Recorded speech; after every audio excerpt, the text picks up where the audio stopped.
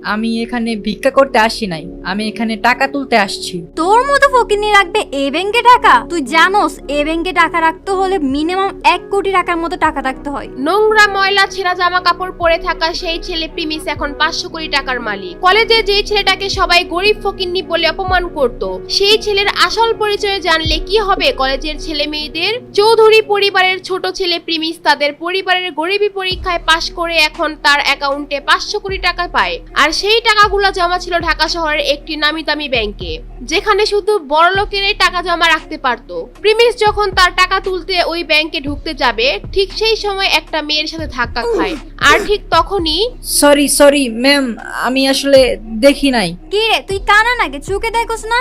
আর wait, এখানে কি করস? এইটা ব্যাংক, এখানে দান খয়রাত করা হয় না। ভিক্ষা করার জন্য রাস্তাঘাট আছে, ওইখানে যা। এই ব্যাংকের মধ্যে কি? ম্যাডাম, আপনার কোথাও ভুল হচ্ছে।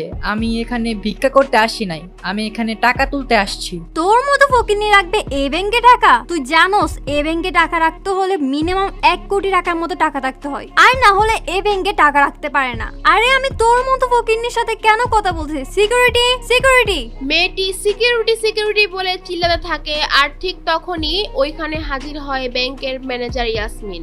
ম্যাডাম, কি হয়েছে আমাকে খুলে বলুন। আপনাদের ব্যাংকে কি এখন আপনারা বস্তির পোলাবেনদেরকেও কি টাকা রাখার পারমিশন দিচ্ছেন? এদের মতো ফকির মিসকিনরা এই ব্যাংকে কিভাবে ঢুকে? আমি আপনাদের ব্যাংকের নামে রিপোর্ট করে দিব। Madam, we are very sorry. এমনটা আর হবে না ম্যাডাম, এইবারের মতো কিছু মনে করেন না, আমরা বিষয়টা মাথায় রাখবো। ব্যাংকের ম্যানেজার কোনো কিছু না জিজ্ঞেস করেই মেয়েটিকে সরি বলে, কারণ মেয়েটি ছিল একটি প্রভাবশালী ব্যক্তির মেয়ে। এই ব্যাংকে তাদের অনেক লেনদেন হয়, তাই কিছু না জিজ্ঞেস করেই সে মেয়েটিকে সরি বলে এবং তাকে গাড়ি পর্যন্ত পৌঁছে দিতে যায়। আর এইদিকে প্রিমিস ঢুকে পড়ে ব্যাংকের মধ্যে। ব্যাংকে ঢুকে সে এদিক সেদিক ঘুরতে থাকে। সে আগে কখনো ব্যাংকে আসেনি, তাই সে কিছুই বুঝে উঠতে পারে না। আর এইদিকে ব্যাংকের ম্যানেজার ইয়াসমিন ব্যাংকে ঢুকে প্রিমিসকে খুঁজে থাকে তাকে বের করে দেওয়ার জন্য। সে চারদিকে সব জায়গায় খুঁজে থাকে কিন্তু তাকে পায় না। সে মনে করে প্রিমিস ব্যাংক থেকে চলে গিয়েছে। আর ঠিক তখনই ইয়াসমিনের চোখ পড়ে ব্যাংকের ভিআইপি রুমের দিকে, যেখানে প্রিমিস হেঁটে ঢুকতেছিল। এটা দেখে ঠিক তখনই ম্যানেজার ইয়াসমিন বলে, এই ছেলে দাঁড়াও, দাঁড়াও। প্রিমিসকে দাঁড়াতে বলার পরেও প্রিমিস ওইখানে না দাঁড়িয়ে ভিআইপি রুমের ভিতরে ঢুকে যায় আর ভিতর থেকে দরজা লক করে দেয়। আর এইদিকে ম্যানেজার ইয়াসমিন ভয় পেয়ে যায়, কারণ ভিআইপি রুমে সবাই ঢোকার আগে ইয়াসমিনের পারমিশন নিয়ে তারপর ঢুকতে হয়। আর কেউ ঢোকার আগে ইয়াসমিন সেই ভিআইপি রুমে থাকা হেড ম্যানেজারকে কল দিয়ে বলে দেয়, কিন্তু প্রিমিস তো কিছু না জিজ্ঞেস করে সেই রুমের ভিতর ঢুকে পড়ে। তাই ইয়াসমিন খুব টেনশনে পড়ে যায়। আর এইদিকে প্রিমিস ভিআইপি রুমে ঢোকার কারণে হেড ম্যানেজার বলে, এই আপনি কি চান এখানে তো কেউ পারমিশন ছাড়া আসতে পারে না, আপনি কিভাবে আসলেন? আমি আমার টাকা তুলতে আসছি এখানে। আপনি টাকা তুলতে আসছেন, আপনার কাছে কোনো চেক বই আছে? না, আমার কাছে কোনো চেক বই নাই। চেক বই নাই, তাহলে কোনো কার্ড আছে আমাদের ব্যাংকে, ভিআইপি কার্ড বা ভিসা কার্ড? না স্যার, আমার কাছে কোনো ভিসা কার্ড বা ব্যাংকের ভিআইপি কার্ড এগুলা কিচ্ছু নেই। তাইলে আমরা আপনাকে কোনো টাকা পয়সা দিতে পারবো না। আপনি সোজা গিয়ে দরজা খুলে এখান থেকে চলে যান। এখানে আমরা মস্করা করতে বসি নাই, আপনি এখান থেকে যান এখন।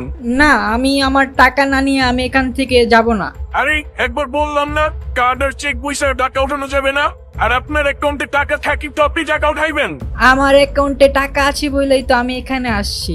দেখ ভাই, সকাল সকাল মাথাটা নষ্ট করিস না, নাইলে সিকিউরিটি গার্ডরে দিয়ে মার খেয়ে তারপর ব্যাংক থেকে বাইর করুন। প্রিমিস এটা শুনে ঘাবড়িয়ে যায়। আর ওইদিকে হেড ম্যানেজার একদম রেগে যায়, কিন্তু প্রিমিস তো মিথ্যা কথা বলছিল না। প্রিমিসের কাছে কার্ড আর চেক বই ছিল না, কিন্তু তার মানে তো এই না যে প্রিমিস চৌধুরী পরিবারের ছেলে না। হেড ম্যানেজার যখনই সিকিউরিটি গার্ডকে ফোন দিতে যাবে, ঠিক তখনই প্রিমিসের মাথায় একটা বুদ্ধি আসে আর সে বলে, ফিঙ্গারপ্রিন্ট। ফিঙ্গারপ্রিন্ট? কিসের ফিঙ্গারপ্রিন্ট? আরে আপনি বললেন না যে কার্ড চেক বই লাগবে, আমার কাছে কার্ড নাই কিন্তু ফিঙ্গারপ্রিন্ট আছে। আর আমি জানি আপনাদের এইখানে ফিঙ্গারপ্রিন্ট দিয়ে টাকা তোলা যায়। ফিঙ্গারপ্রিন্টের কথা বলার পর প্রিমিস একটা বড় নিঃশ্বাস নেয়। আর হেড ম্যানেজার ভাবে থাকে, ফিঙ্গারপ্রিন্টের কথা ও কিভাবে জানে? তুমি তাহলে ফিঙ্গারপ্রিন্ট ইউজ করতে চাও?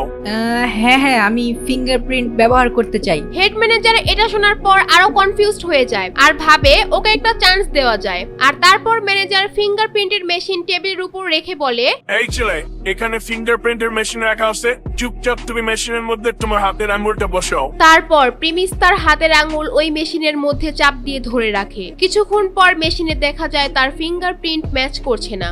তোমার হাতের ফিঙ্গারপ্রিন্ট তো ম্যাচ করতেছে না। দেখছো, আমি তোমাকে আগেই বলছিলাম এই ব্যাংকে তোমার কোনো অ্যাকাউন্ট নাই। এটা বলার পর ম্যানেজার প্রিমিসের দিকে এমন ভাবে তাকিয়ে থাকে যেন প্রিমিস কোনো বড় অপরাধী। এরপর ম্যানেজার ভাবে প্রিমিস হয়তো বড় কোনো ক্রিমিনাল হতে পারে, হয়তো তার পকেটে কোনো অস্ত্র থাকতে পারে। এটা ভেবে সে তার পকেট থেকে ফোন বের করে পুলিশকে ফোন দেওয়ার জন্য 999-এ কল দিতে যাবে। সেটা দেখে প্রিমিস একদম ঘাবড়িয়ে যায়। 500 কোটি টাকার মেসেজ দেখে খুশিতে তো ব্যাংকের মধ্যে চলে এসে পড়ে, কিন্তু সে বুঝে নাই যে সে এখানে এসে এত বড় একটা সমস্যায় ফেসে যাবে। তো তারপর কি হবে? প্রিমিস কি হেড ম্যানেজারকে পুলিশকে ফোন দেওয়া থেকে থামাতে পারবে? আর প্রিমিসের 500 কোটি টাকার মেসেজ যে এসেছিল ওইটা কি তাহলে ফেক ছিল? এগুলো জানতে চাইলে চ্যানেলটি সাবস্ক্রাইব করে নোটিফিকেশন বাটন বাজিয়ে রাখেন। আর এই ভিডিওগুলো আপনার কাছে কেমন লাগে কমেন্ট করে অবশ্যই জানাবেন। আর অবশ্যই ভিডিওতে একটা করে লাইক দিয়ে রাখবেন।